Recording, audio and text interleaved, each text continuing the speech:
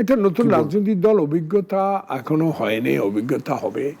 2 মাসের আন্দোলনে একটা রাজনৈতিক অভিজ্ঞতা অর্জন করা বড় কঠিন। সংস্কার যেগুলো করবে বলা হচ্ছে, এগুলো তো আমরা 2 বছর আগেই দিয়ে দিয়েছি। অতএব এগুলো নিয়ে আমাদেরকে পণ্ডিত্য করানো, আমাদের কাছে আমাদেরকে ছাত্র বানানো ওনাদের উচিত হবে না। জুলাই বিপ্লবের 8 মাসের মধ্যে দল করছে সরকারে, মানুষ বলা শুরু করেছে সরকারের সহযোগিতা, ডিজিডিএফ এনএসএর সহযোগিতা। মানুষ বলে, এটা আমাদের বলি না। একটা উস্কানিমূলক এসব ব্যবহার করে আপনারা এই দলকে 111-এর দিকে নিয়ে যাওয়ার একটা এই সরকারকে প্রচেষ্টা চালাচ্ছেন কিছু মিডিয়া, স্পষ্ট। বেহেশতের টিকিট নাকি বিক্রি করছে জনগণ বলছে। বেহেশত দিদি বা আল্লাহ। স্বাগত জানাচ্ছি বলানো বলা অনুষ্ঠানে আমাদের আজকের অতিথি জয়নুল আবেদিন ফারুক, বিএনপি চেয়ারপারসন উপদেষ্টা, রাজপথের লড়াকু সৈনিক। দীর্ঘদিন ধরে তিনি রাজপথে লড়াই করছেন। তিনি জাতীয় সংসদ ছিলেন এবং তিনি দীর্ঘদিন ধরে এই বাংলাদেশের রাজনীতির একটা যে জার্নি, সেই জার্নির সাথে তিনি পরিচিত। জয়নুল আবেদিন ফারুক, আপনাকে স্বাগত জানাই আমাদের আজকের অনুষ্ঠানে। যে আপনাকে অনেক ধন্যবাদ। গতকালকেই আমরা জানতে পারলাম যে আমাদের প্রধান উপদেষ্টা সংস্কার কমিশন নিয়ে যে ঐক্যমত কমিশনের 2 সদস্যকে ডেকে নিয়েছেন, জনাব আলী রিয়াজ এবং বদিউল আলম মজুমদার। তাদেরকে তিনি অনুরোধ করেছেন খুব দ্রুত যেন সংস্কার প্রক্রিয়া সম্পন্ন করা যায়, 26 সালের জুনের মধ্যে যেন নির্বাচনটি করা যায়। তো আপনার প্রতিক্রিয়া প্রথমে জানতে চাচ্ছি এ বিষয়ে। আগামীকাল বাংলাদেশিদের নববর্ষ। নাগরিক টিভি এবং আমার ব্যক্তিগত পক্ষ থেকে সবাইকে আন্তরিকভাবে নববর্ষের শুভেচ্ছা জানাচ্ছি। বিশেষ করে চিকিৎসারত লন্ডনে বাংলাদেশের আপসী নেত্রী, 3 বারের প্রধানমন্ত্রী, বাংলাদেশ জাতীয়তাবাদী দলের চেয়ারপারসন বেগম খালেদা জিয়ার পক্ষে, এবং যিনি 10,000 কিলোমিটার দূরে আমাদের থেকে 16 বছরে ফ্যাসিস্ট আওয়ামী সরকারের বিরুদ্ধে লড়াই করার জন্য যে সকল নির্দেশনা, সাংগঠনিক নির্দেশনা দিয়েছেন, সেগুলা অক্ষরে অক্ষরে পালন করেছি আমরা তারই পক্ষ থেকে। এবং আমার নির্বাচনী এলাকা সোনাইমুড়ি, সেনবাগ, সোনাইমুড়ির অংশ থেকে সবাই আপনাদেরকে, নাগরিক টিভিকে নববর্ষের শুভেচ্ছা জানিয়ে, একজন রাজনৈতিক কর্মী হিসাবে শহীদ জিয়ার ধানের শীষ নিয়ে আমি নির্বাচনে প্রতিদ্বন্দ্বিতা করতে পেরেছি এবং 5 বারই পরপরই জনগণ আমাকে নির্বাচিত করেছেন। জনগণকে কি দিয়েছি, কি ফলাফল তাদের থেকে পাবো, কিন্তু নেক্সট 6বার ইলেকশন করার সৌভাগ্য হলেও 2018 সালে জনগণের ম্যান্ডেট নিতে পারিনি।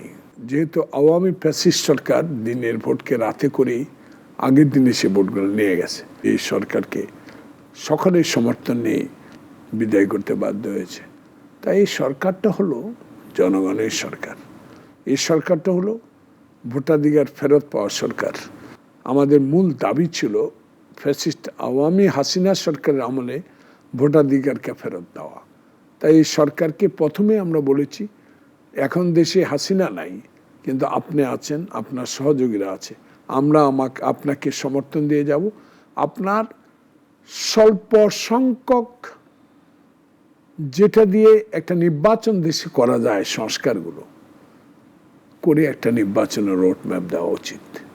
কারণ নির্বাচিত সরকার ছাড়া কোনো দেশে দেশ পরিচালনা করা বড় কঠিন। যদি সত্যিকার নির্বাচনী সরকার জনগণের ভোটে নির্বাচিত হয়, শুধু আমাদের দাবি না, জনগণের প্রত্যাশার কথা তুলে ধরে যে একটা নির্বাচন দিয়ে দেন। কিন্তু সরকার কেন যে কর্ণগোচর করছেন না, একবার বলছেন আমরা বেশি দিন থাকবো না, আমরা সংস্কার করব, আবার কিছু কিছু রাজনৈতিক দল সংস্কার আগে, গণভোট আগে, নির্বাচন পরে, এসব তালবাহানের মধ্যে দিয়ে মনে হয় একটা ষড়যন্ত্র ওত পেতে আছে, যাতে এদেশে আর একটা নির্বাচন না হয়, এদেশে আরেকটা 111 সৃষ্টি করার প্রক্রিয়া শুরু হতে পারে বলে জনগণ প্রত্যাশা করছে। সেখানে বিএনপি মনে করে আর কোনো ষড়যন্ত্রের ফাঁদে পা না দিয়ে একটা নির্বাচন উপহার দেওয়া উচিত। উনি ঐক্যমত কমিশন করেছে, সেটাও জনগণের জন্য করেছে। বিভিন্ন কমিশন তৈরি করেছে, জনগণের জন্য করেছে। এটাতে আমরা বাধা দিচ্ছি না, প্রশ্ন দিচ্ছি, উত্তরও দিয়েছি। সে উত্তরগুলো ওনার কাছে জমা আছে। তাহলে বিবেচনা করা উচিত ছিল। 8 মাস অতিবাহিত হয়ে গেল, 9 মাসে পদার্পণ। এখনো কালকে উনি বলে ফেললো ডিসেম্বরে নির্বাচন। কি কারণে, কিসের ইঙ্গিতে আবার বললো এটা জুলাই? তো সে কারণে আগামী পরশু নব বৈশাখের পরের দিনে দল সাক্ষাৎ করবে মাননীয় প্রধান উপদেষ্টার সাথে। তখন আমাদের কথাগুলো আমরা বলবো, সে কথাগুলো উনি শুনবেন, শুনে নিশ্চয়ই একটা সিদ্ধান্ত দিবেন, তারপর সেই সিদ্ধান্তের আলোকে পরবর্তী কথা বলা যাবে। একটা বিষয় বলেন, আমাদের রাজনীতিবিদরা কি মানে এই সরকারের উপর কি আস্থাটা কম পাচ্ছে, বা একটা দ্বিধাদ্বন্দ্ব, বা এক ধরনের আপনাদের কাছে কি মনে হয় যে সরকার যেটা বলছে আপনাদেরকে আসলে ভিতরে ভিতরে অন্য কিছু? কারণ আপনাদের সর্বস্তরের নেতারাও বলছেন যে এক ধরনের ষড়যন্ত্র বা এক ধরনের নীল নকশা করার চেষ্টা করছে, বা আপনি যেটা বললেন যে একটা শূন্যতা, একটা সংকট তৈরি করে একটা 111 আবার একটা আশা, একটা সম্ভাবনা, মানে এই আশঙ্কাগুলো কেন করছেন আপনারা? 54 বছরে অনেক সরকারকে আমরা আশঙ্কাজনক মনে করছিলাম। আমরাও 3 বার ক্ষমতায় ছিলাম, আমাদেরকে অনেক কথা বলা হয়েছে। দেশ রাজনীতি পলিটিশিয়ানদের জন্য, পলিটিশিয়ানদের মানুষের পালস বুঝবে। পলিটিশিয়ানেরা, এই রাজনীতিবিদরা দল করে, দলটা নিজের জন্য করে না, জনগণের প্রত্যাশা পূরণ করে সংবিধান মেনে চলার জন্যই দল।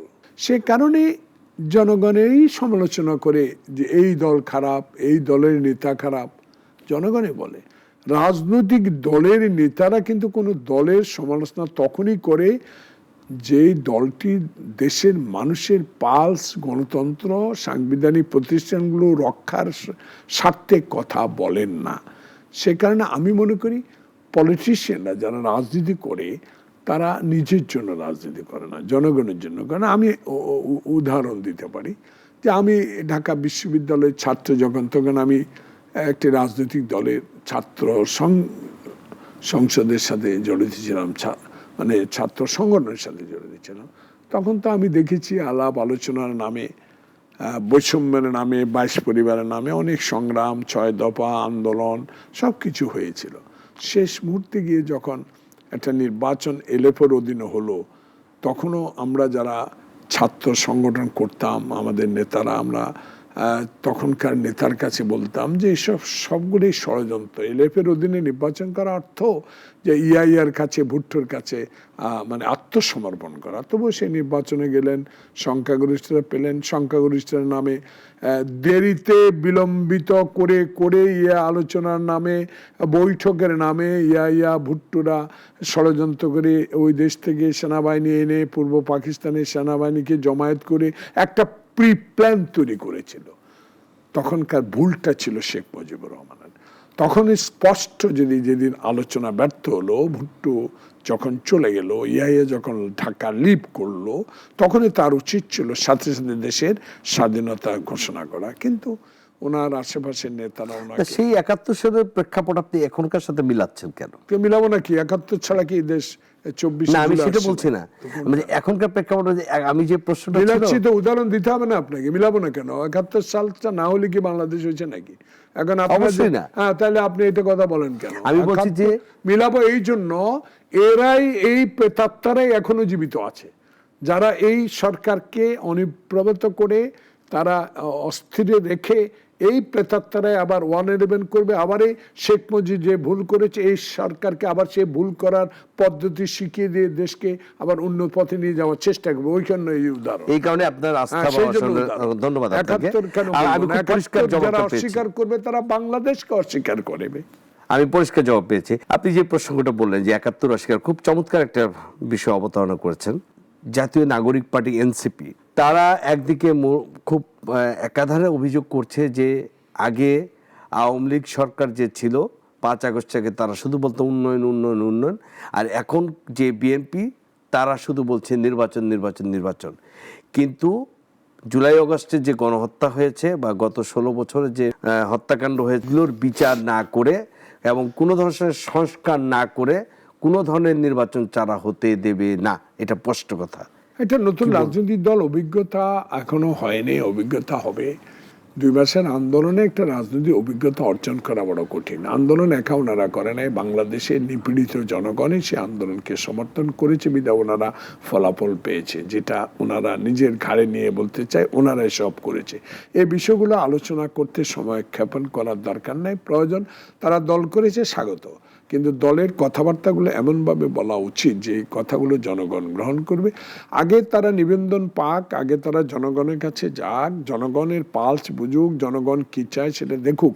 তাদের নিজের কয়েকজন নেতার মুখে এখনো তাদের সে অভিজ্ঞতা, রাজনৈতিক অভিজ্ঞতা, পার্লামেন্টে যাওয়ার অভিজ্ঞতা এবং একটা রাজনৈতিক দল গঠন করার পর যে দায়িত্ব পেয়েছে সেই দায়িত্ব কিভাবে পালন করবে, জনগণকে কাছে আনবে, সে অভিজ্ঞতাটুকু হয়েছে কিনা জনগণ এটা বলা শুরু করেছে। এখানে তারা নির্বাচন যারা বলে, তারা বলে সংস্কার আগে নির্বাচন পরে।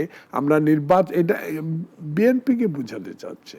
বিএনপি তো একটা বৃহত্তম আটলান্টিক মহাসাগরের মতো রাজনৈতিক দল, যার 3 বার ক্ষমতা ছিল, তার মূল স্বাধীনতার ঘোষকের মালিক হলো শহীদ প্রেসিডেন্ট জিয়াউর রহমান। অতএব সেই দল সম্বন্ধে তো সমালোচনা হবে, যেহেতু বড় দলের সমালোচনা হোক, আপত্তি নেই। সমালোচনা এমন সমালোচনা হোক যে সমালোচনা আমরা কিছু শিখতে পারবো, কিছু দিতে পারবো, সেই সমালোচনাকে আমি স্বাগত জানাই। কিন্তু এমন একটা সমালোচনা না হোক যে সমালোচনায় আগামীতে আওয়ামী লীগকে আরো সংযত একত্রিত হওয়ার সুযোগ দেওয়ার জন্য যদি এইসব কথা বলা হয়, নির্বাচন দেরিতে করা হয়, সেই সুযোগটা পাবে। বিচার তো হবেই, বিচার একটা চলমান প্রক্রিয়া, সংস্কার একটি চলমান প্রক্রিয়া। সংস্কার যেগুলো করবে বলা হচ্ছে, এগুলো তো আমরা 2 বছর আগেই দিয়ে দিয়েছি। অতএব এগুলো নিয়ে আমাদেরকে পণ্ডিত্য করানো, আমাদের কাছে আমাদেরকে ছাত্র বানানো ওনাদের উচিত হবে না। তারা তো আপনাদের উপর আস্থা পাচ্ছে না। না, আস্থাকে কি পাবে? আস্থা নির্ভর করবে আল্লাহ জনগণের উপর। তাদের উপর আস্থা আমার এত দরকার নেই, তাদের আস্থার উপর আমি এত বিশ্বাস করি না। আমি বিশ্বাস করি আল্লাহর, জনগণ, আস্থা। এনসিপি তো মনে করে আপনারা 90 সালের 90-এর গণ অভ্যুত্থানের পরে যে 3 দলের 3 জোটের রূপরেখা অনুযায়ী নির্বাচন হয়েছিল, 3টি সরকার এসেছিল, কেউ কোনো কথা রাখেনি। অতএব এবং এই যার কারণে দেশে ফ্যাসিবাদ এসেছিল, তারা বলছে তাদের বয়স তখন 90 হয়েও নাই। অতএব তারা ওই সম্বন্ধে কি জানবে? তারা আরো লেখাপড়া করুক, আরো শিখুক, 3 জোট সম্বন্ধে যে কথা বলার দরকার সেগুলো বলা, আরো শিখুক, তার উত্তর দেব। তাদের কতগুলো খুব সুস্পষ্ট কথা আছে। তাদের যেই জায়গাটা হচ্ছে যে তারা যে প্রস্তাবনা বা যেই বিষয়গুলো নিয়ে আসছে, আপনাদের কাছ থেকে প্রত্যেকটা কোনোটারই সমর্থন তারা পাচ্ছে না। আমি এই দূরত্বটা কেন তৈরি হচ্ছে? তারা মাত্র 3 দিনের ছেলে, তারা মাত্র জুলাই বিপ্লবের 8 মাসের মধ্যে দল করছে সরকারি। মানুষ বলা শুরু করেছে সরকারের সহযোগিতা, ডিজিডিএফ, এনএসএর সহযোগিতা, মানুষ বলে, এটা আমাদের বলি না। তো সেখানে তাদের এখন অভিজ্ঞতার আলোকে তারা কথা বলুক। অনভিজ্ঞ লোকের কোনো কথা আলোচনা আনা ঠিক হবে না। যারা আমাদেরকে নিয়ে কথা বলে তারা আমাদের সমান হোক, আমার বয়সের সমান হোক, তারপর তাদের কথা উত্তর দেব। হঠাৎ করে বাংলাদেশ জাতীয়তাবাদী দলের এক ধরনের সিনিয়র নেতৃবৃন্দ বলছেন যে আমাদের কিন্তু একটা মিডিয়া ট্রায়ালের মতো হচ্ছে, না জেনে একতরফা একটা নেগেটিভ প্রচারণা হচ্ছে এবং দেশের বাইরে থেকেও অনেকে করছে। এই কারণটা কি? কারণটা একটা উস্কানিমূলক এসব ব্যবহার করে আপনারা এই দলকে 111-এর দিকে নিয়ে যাওয়ার একটা এই সরকারকে প্রচেষ্টা চালাচ্ছেন কিছু মিডিয়া, স্পষ্ট। সম্ভবত নাম বলবো, সময় আসুক। কিন্তু যারা করছে, আপনার কি মনে হয় যে জনগণ তাদের কথা কোনো জনগণ তাদেরকে অতীত গ্রহণ করেন, এখনো করবে না। জনগণ আছে একটা সুষ্ঠু নির্বাচনের পক্ষে, কারো পক্ষে না। সরকার যারা প্রার্থী দিবে, যে দল, যদি সেই দলের জনগণের প্রতি আশ্বাস থাকে, জনগণের কল্যাণের কথা ওই দলের ম্যানিফেস্টো লেখা থাকে, অবশ্যই সেই দলকে তারা ভোট দিয়ে সরকার গঠন করবে। আমরা তো বলি না আমরা নির্বাচন চাচ্ছি, আর নির্বাচনে যে আমরা ক্ষমতা আসবো সেটা তো আমরা বলিনি। আমরা বলছি নির্বাচন দেন, নির্বাচনে জনগণ তার প্রতিনিধি নির্বাচন করবে, সেই প্রতিনিধিরাই যারা সরকার গঠন করবে, পার্লামেন্টে গিয়ে তারা যেসব সংস্কার প্রয়োজন সেগুলো বাকিটুকু করবে। গতকালকে আমরা একটা জাতীয় গণমাধ্যমে দেখছিলাম যে এনসিপির একজন তরুণ নেতা বলছিলেন যে 31 দফা দাবি যেটা আপনারা দিয়েছেন বেশ অনেক আগে থেকে, এবং যে 31 দফা দাবি নিয়ে অনেক ধরনের কথা হয়েছে, এবং 31 দফা দাবিতে আপনারাও দাবি করছেন যে সকল ধরনের এখানে সংস্কার চাইলে এর সাথে আরও কিছু সংযোজন বা বিয়োজন আলোচনা করতে। ওনারা একটা দাবি করছেন যে এখানে বলা আছে যে পরপর 2 বার প্রধানমন্ত্রী এরপর হওয়া যাবে না, কিন্তু ঐক্যমত কমিশনের কাছে আপনারা বিএনপি এটা মানতে চান। আদৌ কি এর কোনো সত্যতা আছে কিনা? দেখুন, এই বিষয়গুলা জাতীয় স্থায়ী কমিটির নীতি নির্ধারকদের বিষয়। আমি একজন রাজনৈতিক কর্মী, আমি একজন দলের কর্মী বলেন, নেতা বলেন, কিন্তু একটা বিষয় স্পষ্ট, আমরা 31 দফা যেটা দিয়েছি সেটাতে ভুল ভ্রান্তি যদি থাকে সমালোচনা তারা করতে পারবে, কিন্তু আমরা তো মনে করি আমাদের যে সংস্কারের কথাগুলো বলা হচ্ছে এই সংস্কারগুলো আমরা 2 বছর আগেই আমাদের নেত্রী খালেদা জিয়া তারেক রহমান দিয়েছে, সেটার মধ্যে যদি গ্রহণযোগ্য হয় সেগুলো গ্রহণ করবে। আর আমরা যদি জনগণের প্রত্যাশা পূরণে, জনগণের ভোটে সরকার গঠন করতে পারি নিরপেক্ষ ভোটের মাধ্যমে, তখন এটার মধ্যে কিছু ওলটপালট হতেও পারে, কিছু সংযোজন হইতে পারে, কিছু বাদও যেতে পারে। কি 2 কক্ষ বিশিষ্ট সংসদ বা 2 টার্মের বেশি কেউ প্রধানমন্ত্রী হতে পারবে না, কিন্তু আমরা একটা কথা বলেছি যে 2 টার্ম পর পর মাঝে গ্যাপ দিয়ে যে আরবার হতে পারবে না, এটা এগুলো নিয়ে যখন সরকারে আসবে নানা কথা হবে, নানা সমালোচনা হবে, এগুলো পরে দেখা যাবে। এগুলো বিষয় নিয়ে আগে দেশে একটা সুষ্ঠু নির্বাচন হোক। আপনার কাছে আমরা যেটা বলছি, যদি সুষ্ঠু নির্বাচনটাই আমাদের এখন যদি সেটা আমাদের আপনাদের বা আরো অনেকেরই দাবি, আবার কিছু রাজনৈতিক দল তারা এটাকে মানে নতুন দল না, আপনাদের সাথে একসময় যারা একসাথে আন্দোলন করেছে পুরনো সরকারকে হঠাতে 5 আগস্টের আগেও যারা আপনারা একই মঞ্চে আপনারা ছিলেন, এখনো আছেন, কিন্তু তাদের আদর্শিক জায়গা থেকে তারা আগে মনে করছে যে নির্বাচনের আগে কেউ মনে করছে যে স্থানীয় সরকার নির্বাচন হওয়া উচিত বা এই সরকারকে আরও একটু সময় দেওয়া উচিত, সাংবিধানিক প্রতিষ্ঠানগুলো যেগুলো ধ্বংস হয়ে গেছে সেগুলোকে মেরামত করা উচিত, না হলে ঠিক সেই আগের মতোই অবস্থায় আবার ফিরে আসার একটা সম্ভাবনা আছে। এক্ষেত্রে আপনি কি বলবেন? দেখেন, আমাদের রাজনৈতিক জোটের বন্ধু জামাতে ইসলাম, আমাদের নাম বললো আমরা বুঝি, তাদের বিরুদ্ধে আমাদের রাজনৈতিক জোট ছিল, তাদের সঙ্গে তাদের আদর্শ, রাজনৈতিক আদর্শ একটা, আমাদের একটা, তারা তাদের আদর্শ নিয়ে থাকবে, আমরা আমাদের আদর্শ নিয়ে থাকবো। কিন্তু একটা বিষয় আমরা একমত, স্বৈরাচার বিরোধী, ফ্যাসিস্ট বিরোধী, গণতন্ত্রের পক্ষে, সংবিধান প্রাতিষ্ঠানিকগুলোর পক্ষে আমরা যেসব কথা বলবো, জনগণের কথা যেহেতু আমরা এক টেবিলে থাকবো। তারা অতীতে কি করেছে না করেছে সেগুলা বিবেচনার পরে তো তারা জোটে আসছে। এখন আসুন, বন্ধুত্ব নষ্ট হতে পারে, চির ধরতেই পারে, সেই চির যদি রাজনৈতিক কারণে হয় সেটা বিবেচনা করতে হবে। আবার এই জন্য এখন তারা বলছে যে যেহেতু এখন আওয়ামী লীগ নাই, কিন্তু দেখুন আওয়ামী লীগকে একবার জামাত ইসলাম পুনর্বাসনও করেছিল, পরিণামে পেয়েছে 54 জন, 34 জন হত্যা করেছে, তাদের নেতা কয়েকজনকে ফাঁসি দিয়েছে। ডিউরিং দ্য পিরিয়ড অত্যাচারিত কম হয়নি। জুলাই আগস্ট বিপ্লবের পরে বলেছে সব ক্ষমা করে দাও, একটা সমালোচনার ঝড় উঠছে। এখন জাতীয় পার্টির মতো লোকও আওয়ামী লীগকে অনেক সুযোগ দেওয়ার হাত বাড়িয়ে দিয়ে আজকে নিচ্ছিন্ন হয়ে গেছে।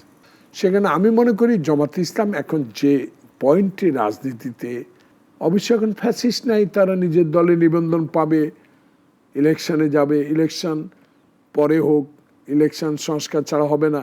কিন্তু গ্রামগঞ্জে আমি 70 দিন থেকে আসছি, এবার long stay in my life in রাজনীতি, ইন পলিটিক্স, প্রত্যেকটা পাড়ায় পাড়ায় জামাতের ছবি সহ পোস্টারিং, এমপি নমিনেশন দিয়ে দিছে। একদিকে তারা নির্বাচনের কথা পরে বলে, আর একদিকে পোস্টারিংয়ে সারা বাংলাদেশ 300 নমিনি, এবং ওনাদের যে প্রধান উনিও ঢাকা কত আসন থেকে নির্বাচন করবে তাও ঘোষণা করে দিয়েছে। তাহলে একই মুখে 2 রকম কথা মানুষ। আর একটি কথা হলো, তারা তাদের আদর্শ নিয়ে রাজনীতি করবে, আমরা আদর্শ নিয়ে সমালোচনা করা উচিত না। কিন্তু জনগণ বলা শুরু করেছে বিষয়টা, যে তারা যেভাবে গ্রামগঞ্জে মসজিদে পলিটিক্স শুরু করছে, এটা কিন্তু মানুষ ভালো চোখে দেখছে না। বেহেশতের টিকিট নাকি বিক্রি করছে জনগণ বলছে, বেহেশত দিদি বা আল্লাহ। কিন্তু এখন জামাত ইসলাম বাংলাদেশে কত % ভোট পাবে, আবার সংখ্যাবাদিত ভোট চাচ্ছে, গণভোট চাচ্ছে, স্থানীয় সরকার নির্বাচন চাচ্ছে, কত কথা যে এখন তারা বলা শুরু করেছে। তো সেখানে আমি মনে করি জামাত ইসলাম নিয়ে আমাদের এখন কথা বলার কোনো সময় আসে না। এই কারণে আমরা বিশ্বাস করি তারা গণতন্ত্রের পক্ষে থাকবে, নির্বাচনের পক্ষে থাকবে। এখন যেসব কথাগুলো অন্যান্য দলের সাথে সুর মিলিয়ে বলছে, এগুলো প্রকৃত অর্থে তাদের সাংগঠনিক দুর্বলতার কারণে, বা এখন এই মুহূর্তে নির্বাচনগুলি কতটা সিট পেতে পারে। 2-1 তো আমাদেরকে বাদ দিয়ে গেছিল, 3 সিট পাইছিল, আমরা তো কয়েকটা সিট দিয়েছিলাম। তো অতএব এগুলো তাদের মনে আসার কারণে মনে এখন বলছে যে আগে দল করি তারপর নির্বাচন। সুষ্ঠু নির্বাচন হলে বিএনপি ক্ষমতায় আসছে, কারণ এটা একটা পারসেপশন দাঁড়িয়ে গেছে। সেই জায়গায় আপনি কি মনে করেন বিরোধী দল হিসেবে কারা আসতে পারে? দেখেন, একটা অ্যাডভান্স মন্তব্য না, করা আপনার একটা রাজনৈতিক প্রজ্ঞা থেকে আমি জিজ্ঞেস করছি আমি আপনাকে। রাজনৈতিক প্রজ্ঞা টকশোতে বলা আর জনসভায় বলা, আলোচনা সভা বলা অনেক ডিফারেন্স আছে। আপনি আমার জনগণের পালস তো আপনি আপনি বুঝেন। একজন বিজ্ঞ সাংবাদিক, আমার বয়সে অনেক ছোট। আমি একটা জিনিস বলি, নির্ভর করবে একটা সুষ্ঠু নির্বাচনের উপর, নির্ভর করবে এই সরকার কি উপহার দিচ্ছে। জনগণ এবার স্বাধীনভাবে বিচার বিশ্লেষণ করে ভোট দিয়ে একটা সরকারকে আনবে। সেই সরকার যে আসুক তার পরবর্তীতে নেক্সট ম্যান বিরোধী দল হবে, সেটা স্পষ্ট করে বলার কোনো প্রয়োজন বলে আমি মনে করি না। একবার শেষের দিকে দুটি তিনটে বিষয় জিজ্ঞেস করি। বিরোধী দলের চিফ হুইপ থাকার সময় আপনার উপর সংসদ ভবনে, জাতীয় সংসদ ভবনের সামনে আমরা একটি ন্যাক্কারজনক ভিডিও দেখেছিলাম, যেখানে পুলিশের তৎকালীন কর্মকর্তা হারুন এবং বিপ্লব মেহেদি গঙ্গা ন্যাক্কারজনকভাবে আপনার উপরে আক্রমণ করেছিল। সেই ঘটনাকে আপনাকে ভাবায়, বা তারা গ্রেপ্তার হলো না এত বড় ঘটনার পরে তারা কিভাবে দেশ ছেড়ে চলে গেল, এটা কখনো ব্যক্তিগতভাবেও কি আপনি জানতে চেয়েছিলেন কিনা? দেখুন, আমার মনে হয় নাগরিক টিভি আপনারাও নিউজ করছিলেন, আমি একটা মামলা করেছি। হ্যাঁ, সেটা আমি জানি। 2011 সালে শেরে বাংলা নগর থানা আপনি মামলা করেছেন। 2011 সালে আরেকটি মামলা করেছে আমার সহযোদ্ধা আশরাফুল নিজাম, জি। সেটা তদন্ত করে বাদ দিয়ে দিয়েছে তখন সরকারে আওয়ামী লীগ। হারুন বিপ্লব যা করেছে তার পরিণামে তারা অনেক অনেক উপাধি লাভ করেছে, অনেক প্রমোশন পেয়েছে।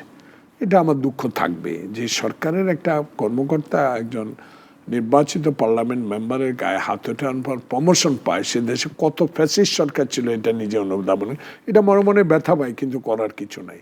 কিন্তু এবারও মামলা করার পরে আমার আশা ছিল তাকে গ্রেপ্তারের আওতায় আইনের আওতায় বিচার করবে। কিন্তু সে কোথায় আছে, কি আছে জিজ্ঞাসা করলে আইও বলতে পারে না, ওসিও বলতে পারে না। তাহলে কার কাছে জিজ্ঞাসা করবো? আপনাদের মাধ্যমে জাতির কাছে প্রশ্ন রাখতে পারি, হে জাতি, তুমি এমন দস্যুদেরকে গ্রেপ্তারের আওতায় আনো যারা একটা বিচারের আওতায় আনা যায়, এছাড়া আর বলা কিছু নেই। আমি একবার শেষ প্রশ্ন করতে চাই, দেশবাসীর জন্য কি বার্তা দিবেন আপনি? বার্তা একটা, নাগরিক টিভির পক্ষ থেকে একটি সুষ্ঠু গণতান্ত্রিক অধিকার নিয়ে যে টিভিটা এখন ইলেকট্রনিক মিডিয়া, জানে যিনি এই টিভির মালিক আমার অত্যন্ত ঘনিষ্ঠজন, একই পাশাপাশি বাড়ি, খুবই ঘনিষ্ঠজন, একজন সৎ ব্যক্তি। তার গুণ আমি কালকেও গাইছি একটা মিটিংয়ে, একটা শোক সভায়। বাংলাদেশের রাজনীতিতে এটার যে মালিক, যিনি সূচনা শুরু করেছেন, তার গুণ অনেক। আর যিনি এখন পরিচালনা করছেন উনিও আমাদের বিজিএম এর একসময় কর্মকর্তা ছিলেন, রুবিনা আপা, উনি অত্যন্ত ভালো মানুষ। সে কারণে এই টিভিকে আমি ধন্যবাদ জানাবো।